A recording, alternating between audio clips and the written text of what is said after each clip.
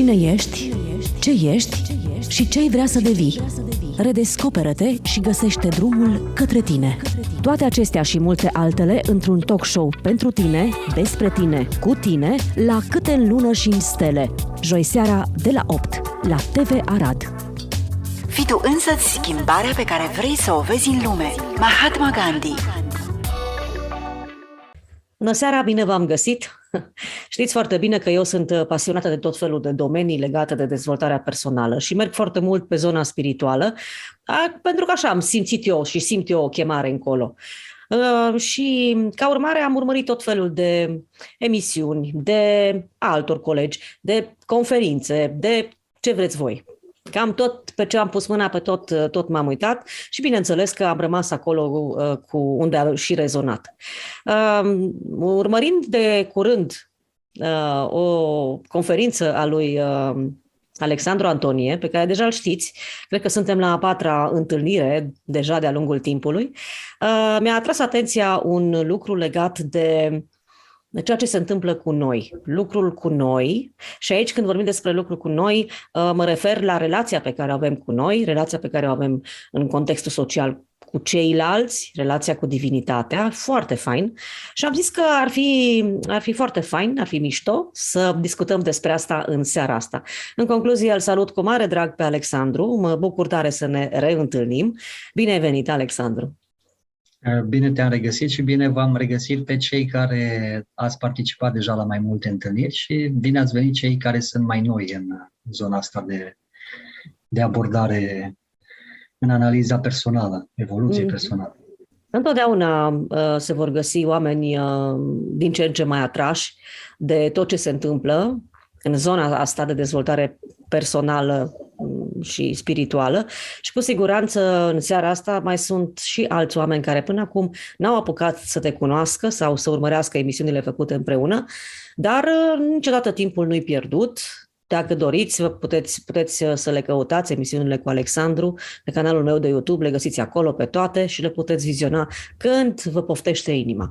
Dar acum să vedem, Alexandru, cred că era conferința despre dinamica relațiilor, cea pe care am văzut-o eu ultima dată, și tu ai vorbit acolo de mai multe tipuri de relații pe care noi le avem de-a lungul vieții noastre.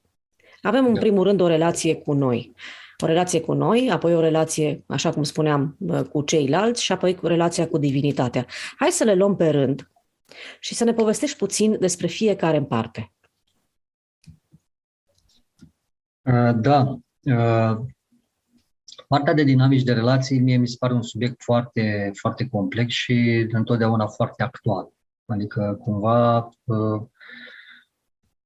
nu poți să zici că evoluția se oprește într-un punct sau că realitatea se oprește într-un punct fix și că de acolo nu mai există schimbare și nu mai e nimic de înțeles. Și din acest context, adică privind din această perspectivă, îți pui întrebarea, ok, de unde vine partea asta de variabilitate? De unde vine sentimentul că tot timpul mai ai ceva de făcut, tot timpul mai ai un sentiment că mai poți să îmbunătățești, poți să aduci un plus, un plus, un plus, un plus.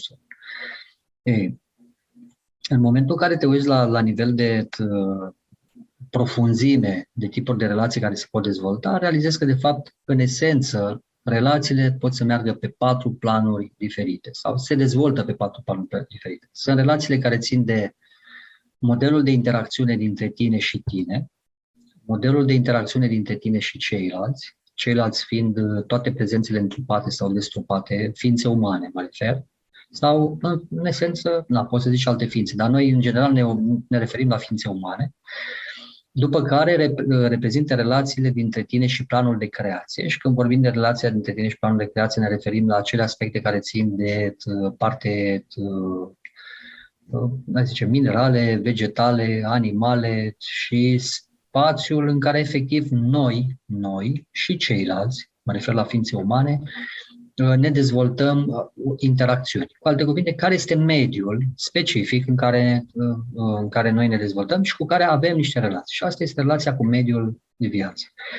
Și în afară de asta, dincolo de mediul de viață, care poți să zici că este un spațiu definit, Da? Că toată lumea zice, ok, este definit cu o anumită frecvență, cu anumite elemente care țin de materie, că e pe pământ, că e în altă zonă. Este un spațiu definit, foarte clar definit.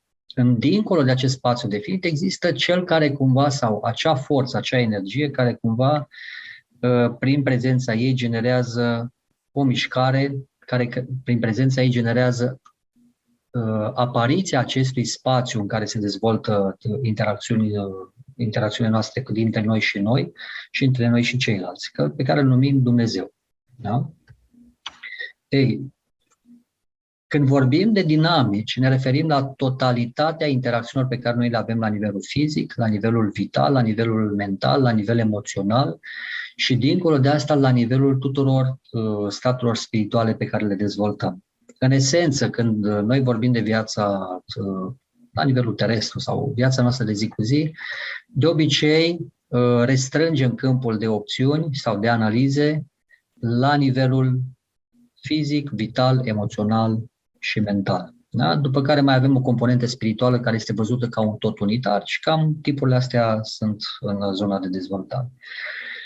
În ceea ce privește ceea ce ai văzut ca și conferința care cumva avea în spate, adică avea o continuare, un spațiu de lucru, prezentam această ca notă de introducere, care sunt zonele de interacțiune pe care le putem analiza și prin perspectiva căreia putem să vedem care este poziția noastră, care este modelul nostru de realitate. Dacă stăm și ne uităm la modelul de realitate pe care îl dezvoltăm, realizăm că, de fapt, fundamental, totul pleacă de la relația dintre noi și noi. De ce? Modul în care noi ne percepem este modul în care ne poziționăm în raport cu noi. Modul în care ne poziționăm, ne percepem, ne favorizează un model prin care ne poziționăm în raport cu ceilalți, plan de creație și Dumnezeu. Cu cât percepția este mai să zicem, dusă către zona exterioară, adică către zona fizică, cu atâta reprezentarea divinului, reprezentarea relațiilor spațiului, adică reprezentarea mediului de viață, reprezentarea celorlalți și a noastră, tinde să meargă către zona fizică. Cu cât ne uităm mai adânc în interior sau cumva căutăm să înțelegem lucrurile mai profund, cu atâta o să ne dăm seama că în afară de zona fizică există și o zonă vitală, adică ceva care dă viață, o energie care susține acest act de creație și de poziționare. În afară de asta există o structură mentală și o structură emoțională. Ei, în momentul în care o persoană începe să evolueze și să evolueze în sensul să devină conștientă, că evoluția în esență nu poți să zici că tu evoluezi sau că tu creezi un act de evoluție atâta vreme cât spațiul în care noi ființăm este un spațiu deja bine definit de Dumnezeu, că deja este testat în foarte multe forme, noi doar replicăm modele de trăire într-un mediu care este clar definit și are niște legități care impun o anumită limită. Deci, cu alte cuvinte, noi stăm într-un spațiu în care interacționăm, adică generăm intenții în raport cu noi și cu ceilalți și culegem niște rezultate.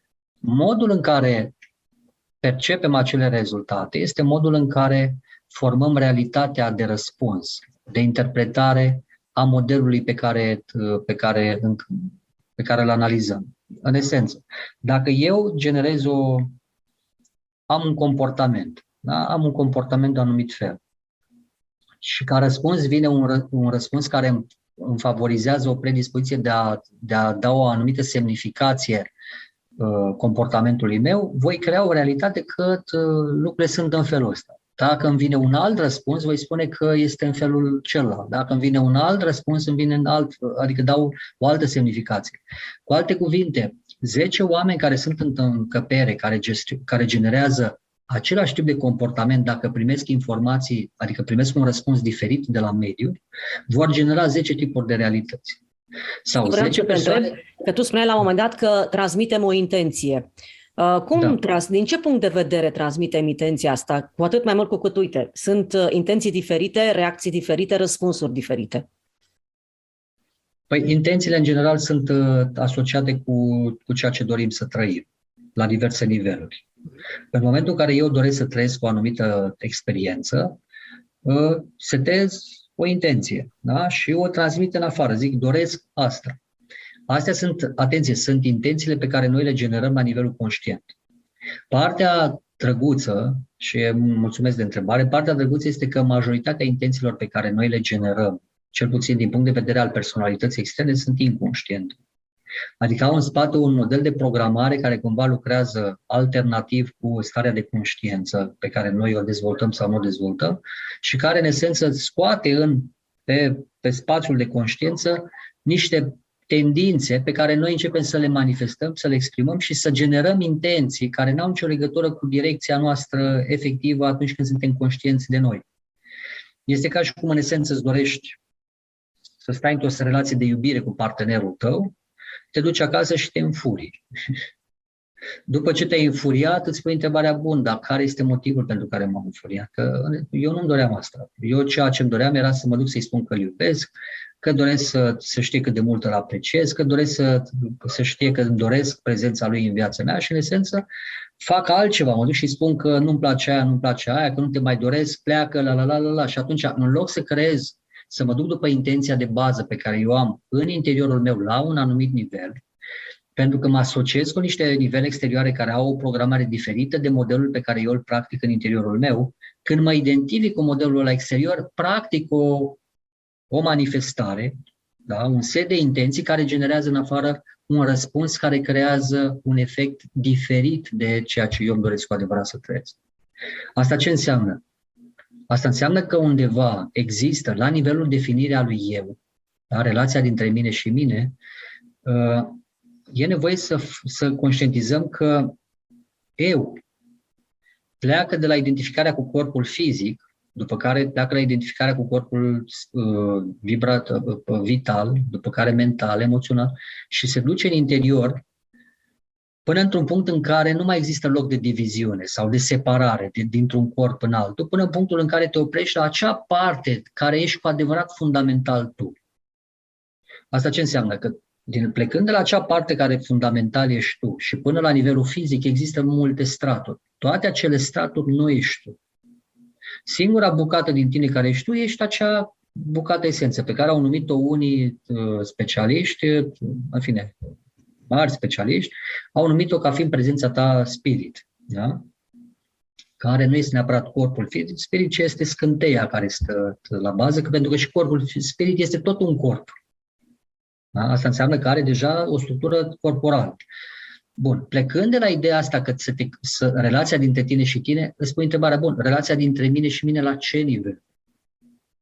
Pentru că conștientul meu care cumva este în afară și intră în relație cu mine care este format din mai multe straturi, când se conectează la sine, își dă seama că de fapt nu poate să definească cine este sine. Tu, de exemplu, când te gândești la tine, îți spui, ok, cine sunt eu? Altă persoană se gândește cine sunt eu. Și în funcție de cât de profund ai ajuns în relația cu tine, poți să-ți dai seama cam cât de profund te poți duce în relația cu celălalt, că tu nu poți să te uiți la celălalt mai adânc decât te poți uita la tine. Dacă tu, de exemplu, în esență te definești ca fiind un corp fizic, te vei raporta la celălalt că este un corp fizic și atunci toate interacțiunile tale se vor reduce până la planul corpului fizic. Dacă tu, în esență, descoperi că tu ești o structură vitală, te vei duce în relația cu celălalt și te vei spune că este și o structură vitală. Dacă ai și percepția că există un câmp mental care cumva îl manifesti printr-o voință personală sau te poți disocia de el tot printr-o voință personală, realizezi că de fapt și celălalt se manifestă tot așa. Cu alte cuvinte, cunoașterea mediului vine prin cunoașterea de sine. Conștiința de sine duce la o conștiință în raport cu cum se manifestă mediul, pentru că mediul este doar o oglindă. Da? Și atunci poziționarea pe care noi avem în raport cu ceilalți vine prin prisma modelului de poziționare pe care tu poți să-l ai în relația cu tine. Ce tare! Auzi, dai voie. Da, asta mă duce cu gândul la faptul că sunt oameni care au niște relații extrem de armonioase și de frumoase cu ceilalți. Și asta, concluzia mea ar fi că acei oameni, acele persoane, au și o relație bună, așa cum trebuie, dacă vrei, că nu găsesc alt termen acum, cu ei înșiși. Da, doar că e nevoie să înțelegem un lucru. O persoană care este dizarmonioasă în raport cu el însuși și este undeva la exterior, dacă se spune că ești în exterior, că nu ești în acord cu tine, că nu poți să fii la interior, că la interior ești tu. Deci dacă ești în dezacord cu tine, trebuie să fii la exterior de tine. O persoană care este la exterior de sine, când vede la o altă persoană că are relații armonioase și zice, înseamnă că este într-un acord fin cu sine și într-o stare de bine cu sine. Numai că stările de bine cu sine sunt pe niveluri. De ce? Pentru că o persoană care este armonioasă la nivelul exterior, poate că are o armonie până la un anumit nivel, dar dincolo de acea armonie pe care o are la nivel, pe care a dobândit-o la nivelul interior, sunt zone de disarmonie care au nevoie să fie armonizate. Asta ce înseamnă? Că o persoană care are relații bune cu ceilalți a ajuns deja la un stadiu de relații bune cu sine, adică cu toate aspectele care fac parte din ideea lui sine, că până la urmă sinele e mare, vorbeam de straturile, corpurile care sunt asociate. În momentul în care tu cobori tot mai adânc și poți să te unești cu partea din tine care este cea mai adâncă, acea scânteie, după care să integrezi pacea în raport cu toate corpurile tale, când tu ai integrat pacea cu toate corpurile tale, pacea pe care ai interior în raport cu fiecare element care face parte din structura ta de identitate, toate corpurile de la scânteie și până la nivel exterior, o poți duce în lume. Și atunci nu mai e un conflict cu cum se întâmplă în lume, pentru că, de fapt, conflictele pe care tu le regăsești în lume sunt conflictele pe care tu le închizi în interior tot pe măsură ce te-ai conectat la tine. Cum facem pace? Că cred că foarte multă lume își dorește să facă pace cu toate straturile de care vorbeai tu. Dar cum facem asta? Că prin intuiție mă îndoiesc că reușim să o facem. Poate sub îndrumare mai repede și mai ușor. Părerea mea este că nu poți să faci pace sub îndrumare, pentru că îndrumarea de obicei vine din exterior, de multe ori. În general faci pace sub îndrumarea interiorului și este exact cum ai spus mai devreme, că este prin intuiție. Intuiția reprezintă un nivel de comunicare între tine și tine. Adică, dacă tu, de exemplu, te imaginezi ca o prezență ca la matroșca, da? Care are păpușă în păpușă, în păpușă, în păpușă, da?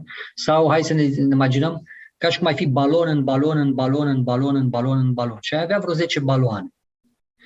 Întrebarea este, la nivelul intuitiv, care nivel al tău comunică cu nivelul exterior? Da? Dacă toate acele corpuri vorbesc, care dintre corpurile astea comunică cu tine la nivelul exterior, tu pe care îl auzi? Probabil că cel mai aproape de corpul exterior, sau mă rog, nu? Exact. Preponderent, zgomotul cel mai mare, cel care creează cel mai mare impact asupra ta, este corpul cel mai apropiat de zona de conștiință, care este la un nivel exterior. Și atunci, zona de conștiință cumva, din perspectiva mea, este un strat care se află la confluența dintre exterior și interior.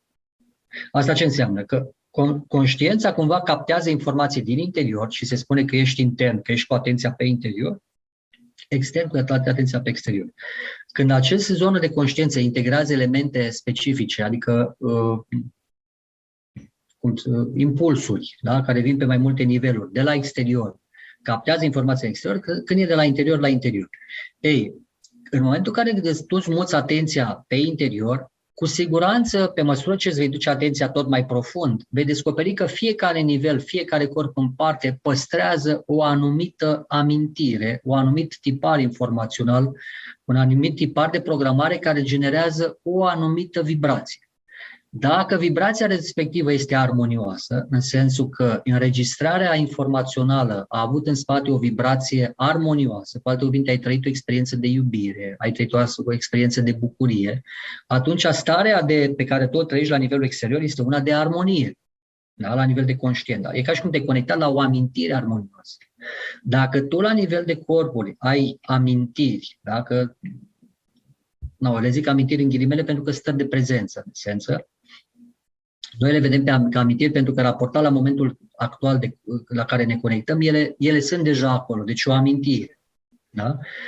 Dacă eu mă conectez la acea amintire care se află în câmp, în momentul în care sunt conectat la acea amintire, descoper că energia asociată acelei amintiri nu este una foarte îmbucurătoare, care să-ți dea o stare de bine, de bucurie, de stare de pace, de armonie, de liniște. Este una care cumva te scoate din zona de liniște, de pace, de armonie și te duce într-o zonă de fluctuație. Ori că e o tensiune, fie că e o tensiune emoțională de natură, teamă, frică, durere, în fine, angoase de tot felul. Da? Și în funcție de ce ai trăit, Aia ai ca informație acolo. Și Bun, spune întrebarea vreau să te bună. întreb ceva. Apropo de asta, ne raportăm strict la ceea ce am trăit sau și la amintirile cu care am venit? Păi, din perspectiva, că acum ne întoarcem și îl definim pe relația dintre mine și mine. Bun, cine sunt eu? Da? Păi dacă stau și mă uit la cine sunt eu, păi eu sunt format din mai multe straturi. În primul rând, corpul fizic nu e un strat al meu. De ce? Pentru că e ultimul strat pe care l-am îmbrăcat. E ca și cum am îmbrăcat o haină de cosmonaut sau am îmbrăcat un costum de scafandru. Ultimul strat pe care l-am scos la suprafață, pe care m-am conectat, corpul fizic, este un corp transgenerațional. Pentru că nu mi-aparține mine. Mama l-a făcut în interiorul ei, plecând de la unitatea celulară a mamei, plecând de la unitatea celulară a tatălui, care împreună au pus la dispoziție partea biochimică, da, partea fizică, a pus la dispoziție o structură vitală, au pus la dispoziție o structură emoțională și mentală cu care au programat un corp. Eu doar am venit și am preluat acel corp. Adică am îmbrăcat ultima haină care are mai multe straturi. Are un strat fizic, un strat vital, un strat emoțional și un strat mental. Deci deja avem 4 straturi care nu ne aparțin. Sunt ale transgeneraționalului. Dacă sunt ale transgeneraționalului, înseamnă că tot zgomotul ăla din transgenerațional devine parte din mine, pentru că eu mă asociez cu imaginea corpului fizic. Nu pot, dacă zice cineva, în ce măsură sunteți acest corp? Păi, bineînțeles, că nu stau eu în el. În esență, stai în el, dar nu e al tău și nu o să fie niciodată al tău. Tu doar ai venit, l-ai preluat, îl duci mai departe, eventual îl reproduci în sensul că mai generezi alte corpuri care vor fi ocupate de alte prezențe care vin la întrupare, sau nu, depinde de alegerea personală a fiecăruia. Doar că corpul ăsta nu e al tău și nu o să-ți aparține niciodată. El face parte din acest plan dimensional și format din particule unite cu o anumită voință, cu scopul de a forma un mijloc de locomoție, un mijloc de interacțiune cu mediul fizic. Da? Asta ce înseamnă? Că privind din perspectiva asta, dacă eu am venit cu un corp și am intrat în această haina pe care eu am captat-o și care non-stop îmi transmite impulsuri vitale, mentale și emoționale, acele impulsuri nu sunt ale mele. Deja am milioane de gânduri care trec prin mine și care nu sunt ale mele. Am milioane de emoții care trec în fiecare zi prin mine și nu sunt ale mele. Am milioane de senzații din punct de vedere variații de vitalitate care trec prin mine și care nu sunt ale mele. Am milioane de stări la nivelul corpului fizic care trec prin mine și care nu sunt ale mele. Am milioane de predispoziții de a consuma diverse mâncăruri, substanțe de tipul pâine, de tipul făină, adică iau din mediu tot ceea ce mediul a trăit și are nevoie. Dacă un strămoș de-al meu, de exemplu, de acum 200 de ani, este foame și își dorește pâine și nu are pâine, el transmite în câmpul interior al transgeneraționalului, doresc pâine. Și cine o să-i dea pâine? Cine o are? Și atunci eu o să o mănânc ca să-i dau lui starea. Într-un mod inconștient. Da? Pentru că, de fapt, eu hrănesc câmpul transgenerațional și nu mă hrănesc pe mine. Tendința mea este să zic, mi-e foame mie, dar mie nu mi-era foame acum 5 minute și brusc mi se face foame. Dacă nu mi-e foame mie, înseamnă că e foame altcuiva. Și eu când mă hrănesc pe mine, de fapt, hrănesc pe altcineva din câmp. Asta ce înseamnă? Plecând de la ideea că tu ești corpul, deja facem cea mai mare separare între noi și noi. De ce? Pentru că în momentul în care te identifici cu corpul, te izolezi în acest spațiu în care ești corpul. În momentul în care te desprinzi de ideea că ești corpul, poți să-ți dai voie să te duci mai adânc în interiorul tău și să zici, ok, dacă nu sunt corpul fizic, înseamnă că trebuie să fiu altceva. Înseamnă că sunt prezența care a venit în corpul fizic. Păi dacă sunt prezența care a venit în corpul fizic din punct de vedere al poziționării sociale și doar corpul ăsta este copilul mamei mele, înseamnă că eu nu sunt copilul mamei mele, nu? Da sau nu? Da. Sunt copilul mamei mele sau? Da? Și răspunsul este nu. Nu pot să fiu copilul mamei mele atâta vreme cât corpul pe care ea l-a generat este corpul pe care eu îl duc mai departe. Iar ea este ca și mine coborâtă într-un corp pe care l-a primit de la părinții ei.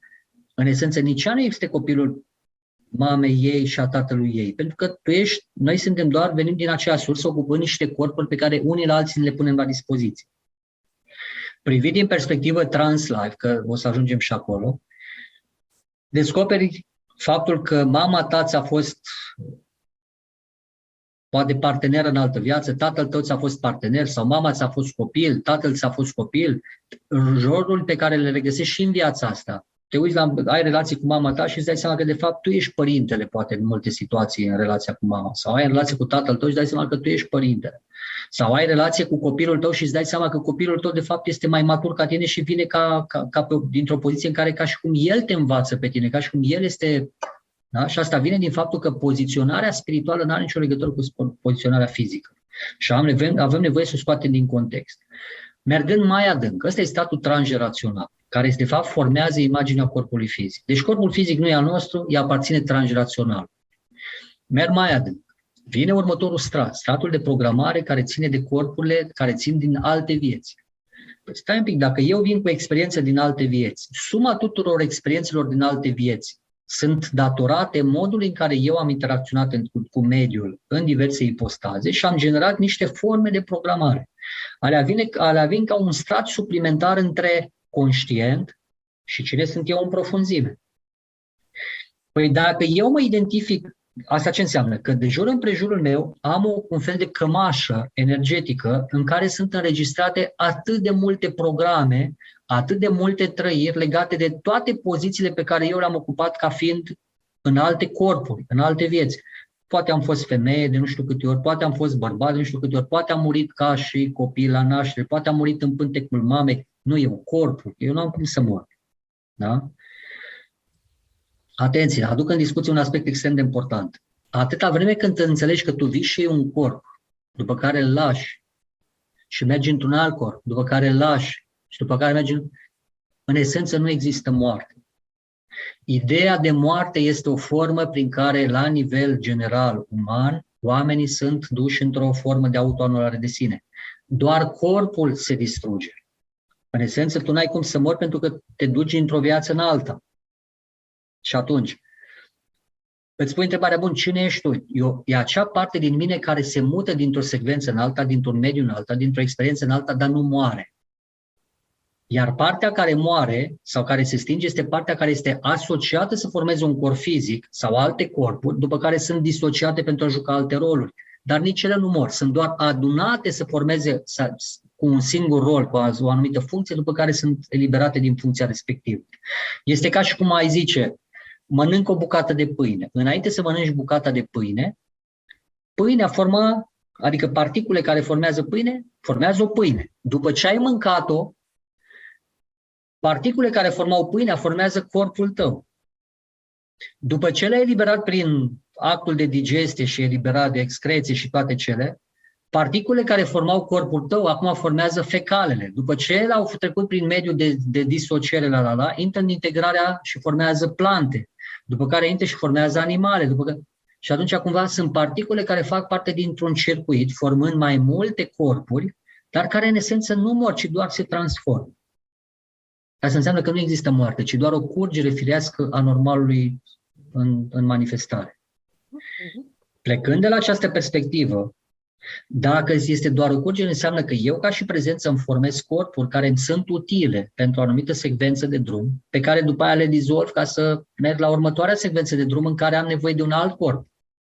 Dacă, de exemplu, eu vreau să trăiesc o viață în care să am durere și suferință, trebuie să am un corp în care să îmi reflecte durerea și suferința. Iar dacă n-am unul, trebuie să mă asociez cu unul.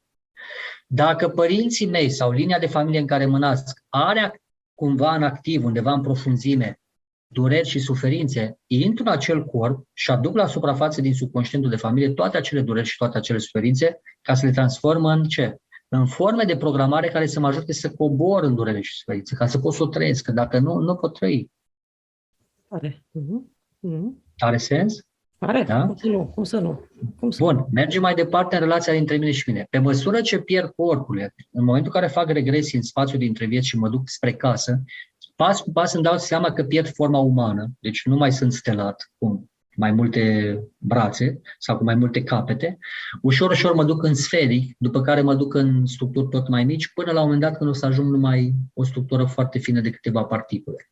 În esență, tu ești doar bucata aia. Restul sunt doar corpuri pe care prin voință le-ai adunat ca să îți creezi corpuri de interacțiune pe medii diferite prin modele diferite de manifestare, adică am nevoie de corpuri diferite, nu? Dacă vreau să trăiesc experiența unei plante, trebuie să mă asociez unei plante. Dacă doresc să trăiesc experiența unui mineral, trebuie să mă asociez unui mediu mineral. Dacă doresc să trăiesc experiența unui animal, e nevoie să mă asociez unui mediu mineral. Dacă doresc o experiență umană, am nevoie să mă asociez unui corp uman ca să am experiență umană. Prin ce? Prin faptul că toate particulele care formează corpul uman transmit realitatea formei umane. Și atunci eu sunt uman și zic eu sunt un om pe planeta Pământ. Fără să realizez că de fapt eu spun că trăiesc experiența umană pe Pământ printr-un corp uman care poate să fie o experiență temporară. În esență, cine ești tu? Da? Relația dintre tine și tine, cât de mult te duci în profunzime, definește modul în care te vei poziționa în raport cu ceilalți. Dacă tu știi că tu, în esență, ieși la nivelul ăsta, adică poți să cobori până în adâncime, până la nivelul ăsta, când te uiți la celălalt, nu mai poți să-l vezi ca doar pe un corp fizic. Nu? Îl poți vedea doar ca un corp fizic dacă tu te vezi ca un corp fizic. Dacă vine cineva în fața ta care se vede la nivelul ăsta de profunzime, dacă tu te poziționezi ca fiind un corp fizic, vei putea să porți discuția cu acea persoană până la nivelul corpului fizic.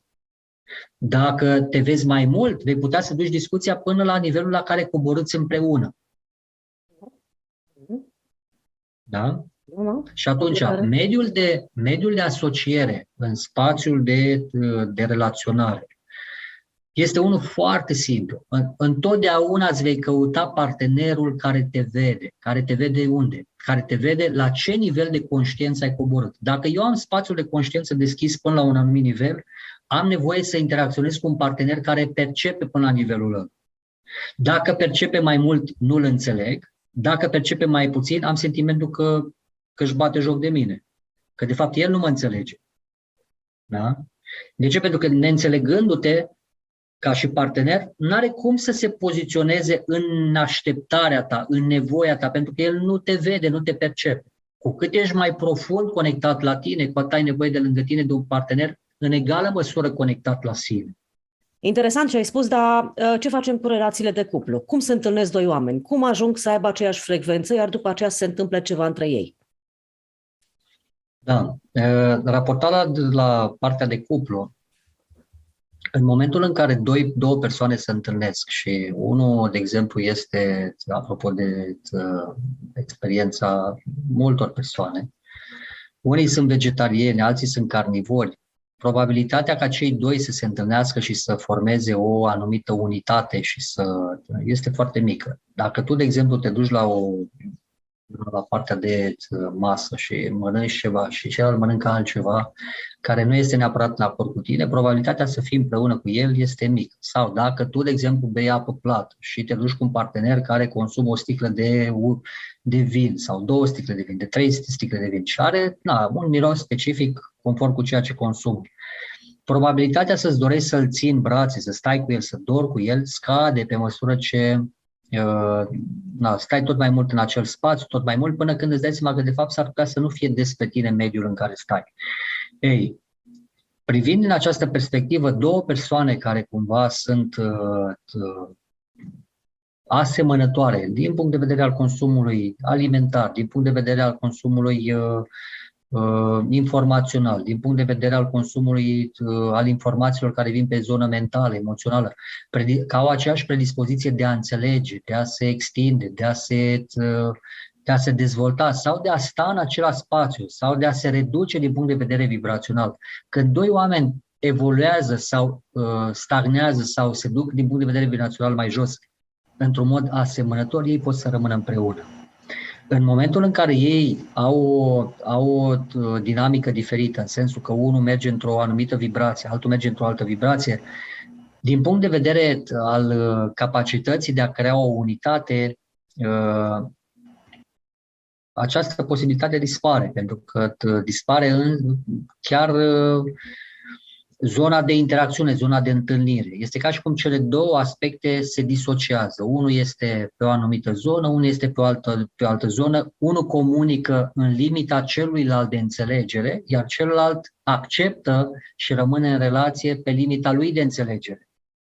Asta ce înseamnă? Că cei doi creează o unitate până când limita de înțelegere comună este acoperită și când se depășește, cineva rupe legătura. De ce? Da, mă gândeam că exact același lucru se spune și într-un limbaj popular, știi? Cine se aseamănă se adună, avem aceleași obiceiuri, avem aceleași, nu știu, lucruri care ajută să ne lege și să închegăm un cuplu și la un moment dat, cum ziceam, se întâmplă ceva și intervine întrebarea, bine, dar noi atât de bine ne-am înțeles, adică totul era perfect în relația noastră, aveam aceleași perspective, aveam aceleași obiective, gândeam la fel și acum s-a întâmplat ceva cu celălalt, că suntem obișnuiți să dăm vina pe celălalt.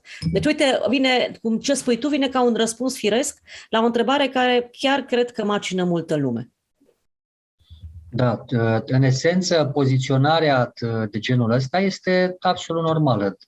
În principiu, dorești să rămâi în relație cu cineva care te vede. Mai mult, dorești să fii în relație cu cineva pe care îl vezi. Dacă partenerul tău, de exemplu, este foarte conectat la el și se duce foarte adânc, el e pe acolo unde este.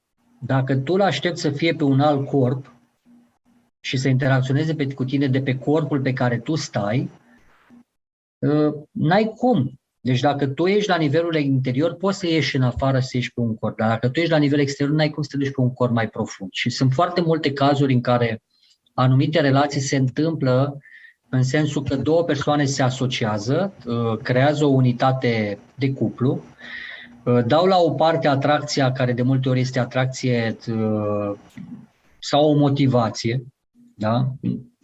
De obicei este o atracție ale corpurilor transgeneraționale, că atracția asta magnetică este în general a transgeneraționalului. Dau la o parte atracția magnetică, depășesc zona care i-a adus cumva sau scopul comun care i-a adus împreună și în momentul în care adică stau împreună, își dau seama că de fapt unul e pe un palier, unul e pe altul. Fac toate eforturile ca să rămână împreună, fără să realizeze că de fapt niciunul nu este mulțumit. De ce? Pentru că în esență, cel care este în interior îl vede pe cel care stă mai în afară, doar că nu este mulțumit de el pentru că nu este cu el în interior. Și ca să fie împreună, el trebuie să iasă în afară și să renunțe la starea lui de prezență interioară. Cel care este în afară are sentiment că e singur pentru că cel care cumva este în interior stă în spațiul interior, deci nu este cu el în afară. Din punct de vedere al hai să zicem, rezolvării acestei dinamici, rezolvarea se întâmplă instant. De ce? Pentru că întotdeauna când tu ești pe un anumit nivel, cauți să creezi relații cu cei care sunt pe nivelul respectiv.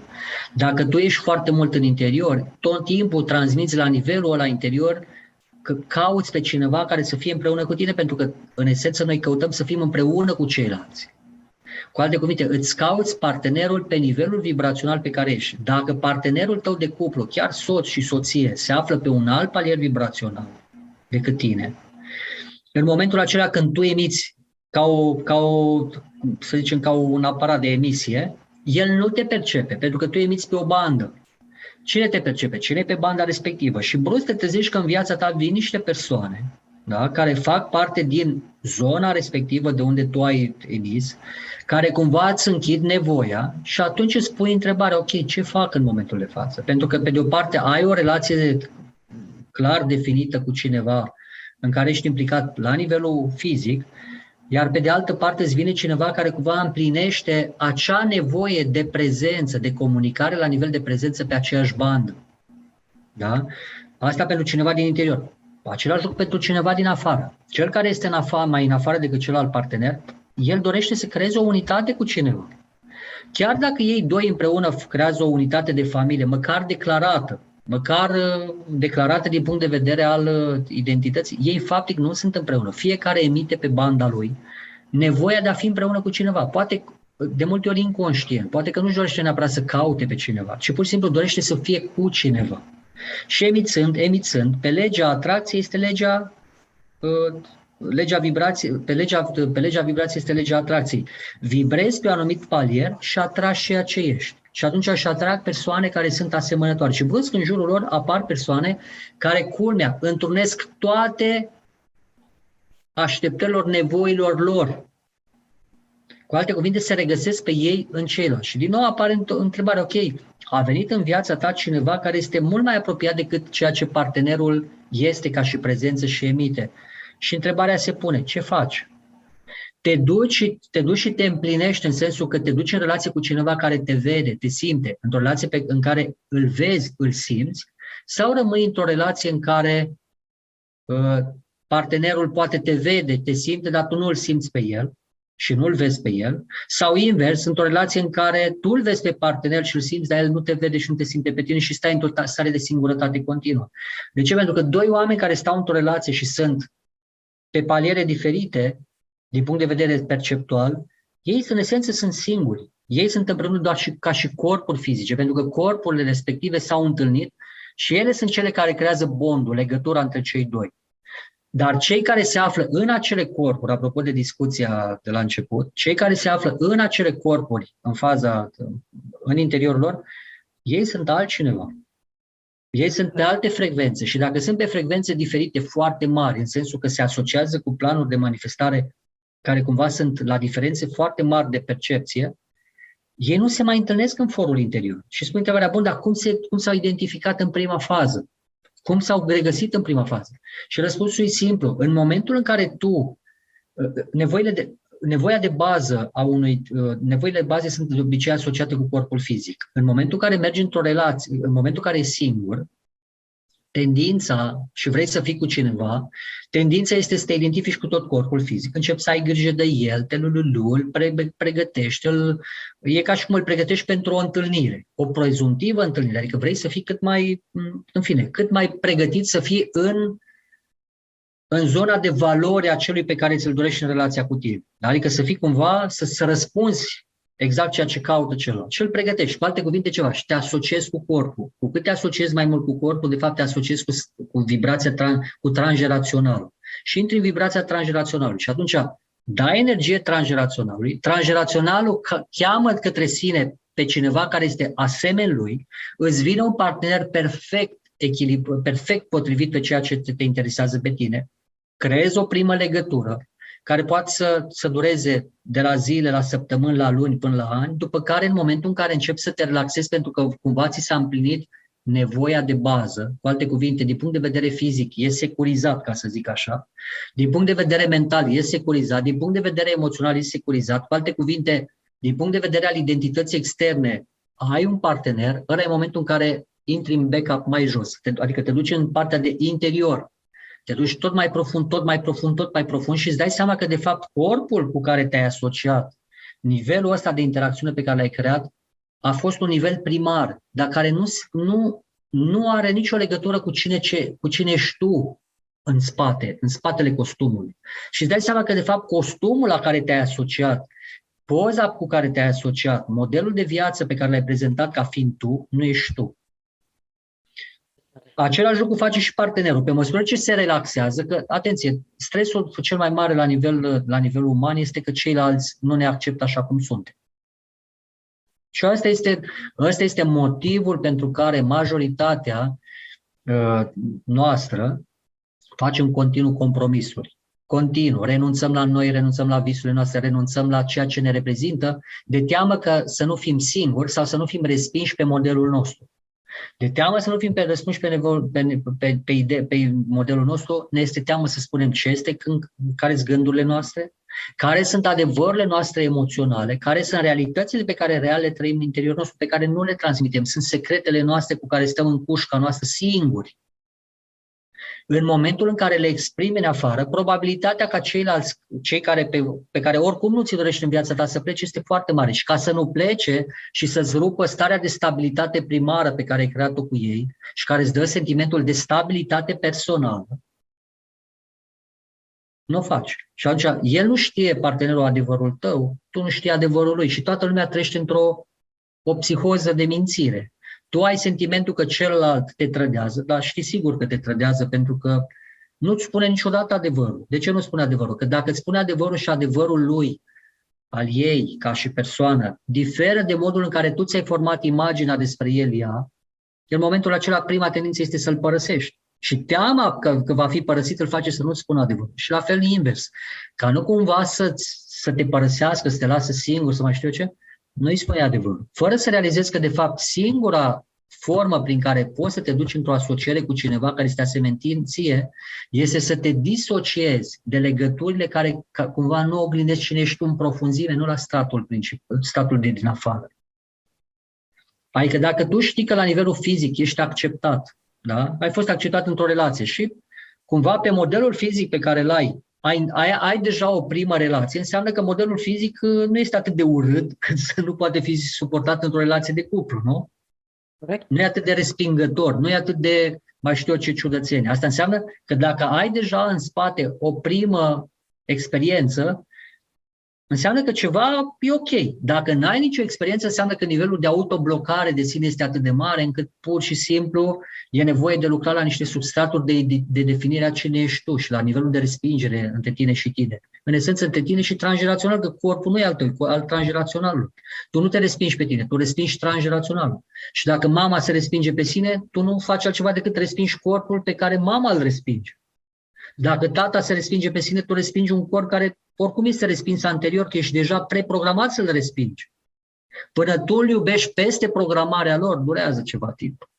Da? Și atunci, ce este de înțeles este că în momentul în care eu am o predispoziție de a sta într-un adevăr personal, dacă adevărul meu interior nu este un adevăr pe care să-l exprim în exterior, este un adevăr pe care îl trăiesc în interior și pentru că îl trăiesc în interior, îl protejez. Îl protejez, dar de fapt îmi creez în relație cu exteriorul o altă identitate cu care interacționez și care cumva transmite un alt adevăr. Adevărul social, adevărul de cuplu, adevărul de business, Tu, de exemplu, în sinea ta înjuri pe directorul general și când te duci la birou zici, domnul director, dar ce persoană minunată sunteți. Și în esență 30 de minute mai devreme îți venea să-i spui niște lucruri despre mamă, despre tată, despre tot neamul lui. Atâta vreme cât acea separare există între interior și exterior, nu există o curgere. Cu alte cuvinte, identitatea ta adevărată n-are cum să preia corpul ăsta și să-l ducă într-o experiență despre tine. Pentru că tu, de fapt, te dezici continuu de ceea ce este în interior versus ceea ce este în exterior. Și atunci, la nivel exterior, creezi niște identități sociale cu care te prezinți, cu care manifesti anumite comportamente, faci tot felul de jocuri de rol și le faci până te plictisești, până îți dai seama că, de fapt, totul a fost un spectacol al vieții tale în care tu ai fost actorul și prin care tu, ca și acțiuni, ca și manifestări, de fapt, ți-ai pierdut ce? Focusul despre ceea ce este relevant despre tine. Și ăla e momentul în care începi să renunți dar de obicei asta se întâmplă pe la finalul vieții. Asta e singura tristețe. Da? Se întâmplă pe la finalul vieții și undeva pe la 40, 50, 60 de ani îți dai seama că de fapt tu îți doreai să fii în alt loc, să faci altceva, să fii și spui întrebarea, bun, dar care e motivul pentru care n-am făcut lucrurile astea? Și după aceea îți dai seama că de teamă, că de frică, că responsabilități din alea.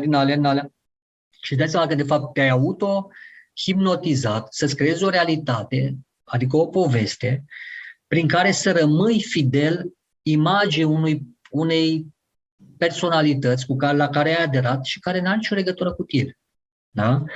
Cel mai mult apare această realitate când? Când în momentul în care te duci într-un spațiu în care te simți în siguranță, cum ar fi te duci lucrezi cu un psiholog sau lucrezi cu un coach sau lucrezi cu un facilitator de proces și începi să-ți spui, te simți atât de bine și atât de ok, încât pur și simplu îți spui tot adevărul.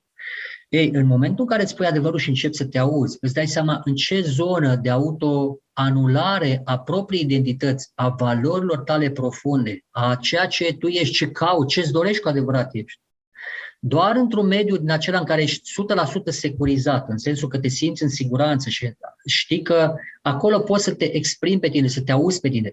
Poate este prima oară când îți auzi propriile gânduri pe care oricum le blochezi continuu ca nu cumva să strădezi prototipul de imagine externă pe care îl practici în relațiile sociale. Ei, ăla e momentul în care îți pui întrebarea, oare are rost să trăiesc printr-o mască? Mai are rost de acum înainte să trăiesc printr-o mască, pentru că primul mințit sau singurul mințit care trăiește prin masca ești tu. De ce? Pentru că toți ceilalți vin în relația cu tine, asociindu-te cu tine prin interiorul acelei măști. Ei nu pierd nimic, ei doar interacționează cu o imagine care cumva tu o creezi. Ei nu pierd absolut nimic, că faptul că interacționează cu tine și cu încă 100 ca tine, nu schimbă cu nimic, că ei oricum merg și interacționează. În esență, tu pierzi, pentru că tu, de fapt, te duci și te poziționezi într-un fel. E ca și cum în fiecare dimineață când pleci de acasă, îmbraci o haină, te duci în mediul social, practici o anumită formă de manifestare, o personalitate sau mai multe, după care vii acasă, dezbraci hainele de personalități și rămâi tu acolo în spațiul respectiv. Dacă mai ai și un partener față de care joci un rol, ultima haină pe care o dezbraci este haina înainte de somn. Sau după ce partenerul s-a culcat sau te culcat. Și atunci dai la o parte tot și când rămâi tu cu tine, cu capul pe pernă, ăla e momentul în care de fapt te poate de dezbrăca de toate hainele și ăla e momentul tău de autenticitate. Și îți dai seama că în momentul ăla de autenticitate în care tu ești tu cu tine, pe pernă tu ești singur, după o zi întreagă în care ai fost cu ceilalți, dar fără să fii tu, fiind altceva din tine sau o altă parte din tine care, sau o fracție din tine care s-a manifestat. Pentru că tu ai sentimentul că doar fracția aia va fi acceptată. Foarte fain spus și cred că e o alternativă pe care ar trebui să luăm fiecare dintre noi în considerare atunci când, nu știu, ne vine în minte întrebarea cine sunt eu. Ar trebui să privim așa cum ne-ai povestit tu în seara asta, ca să ne putem descoperi mai mult. Să știm de fapt cine suntem noi, dincolo de măștile pe care le utilizăm toată ziua. Suntem la final de emisiune, va trebui să ne luăm rămas bun, Alexandru, deși discuția s-ar mai putea aduce înainte, pentru că subiecte legate de cine sunt eu ar mai fi multe. Cine sunt eu, uite, în raport cu mine, în cuplu, dar... De exemplu, n-am vorbit despre cine sunt eu în raport cu divinul din mine sau divinitate sau cum vrei tu, da. Cred că asta o să facem într-o altă emisiune, că acum efectiv nu mai avem timp. Cu mare drag, la timpul potrivit. La timpul potrivit. Îți mulțumesc foarte mult. Chiar ai zis lucruri faine, chiar mi-a plăcut foarte tare și de altfel fiecare întâlnire cu tine e o plăcere, pentru că de fiecare dată vii cu lucruri noi, cu informații noi, cu, nu știu, cu ceva care ne aduce nouă fiecăruia dintre noi care te ascultăm, un plus valoare în viața noastră. Îți mulțumesc, Alexandru, cu recunoștință. Eu îți mulțumesc de spațiul pe care l-ai oferit. Să ai o seară plăcută și Doamne ajută să ne revedem cu bine. Poate chiar aici, chiar personal, că nu mi-am văzut de mult. Da, cu mare drag dacă ajung în zonă. Mulțumesc! Eu îți mulțumesc. Dumneavoastră, celor care ne urmăriți, vreau să vă transmit că vă mulțumesc și vouă pentru că ați stat acum în seara asta și ne urmăriți, cum o faceți de altfel în fiecare joi seara. Să vă doresc o seară liniștită și o noapte cât se poate de odihnitoare. Să ne revedem cu bine săptămâna viitoare, joi, cam de la același oră și pe Facebook și la televiziunea Arad. La revedere! Cine ești, ce ești și ce ai vrea să devii. Redescoperă-te și găsește drumul către tine. Toate acestea și multe altele într-un talk show pentru tine, despre tine, cu tine, la Câte în lună și în stele. Joi seara de la 8 la TV Arad. Fii tu însăți schimbarea pe care vrei să o vezi în lume. Mahatma Gandhi.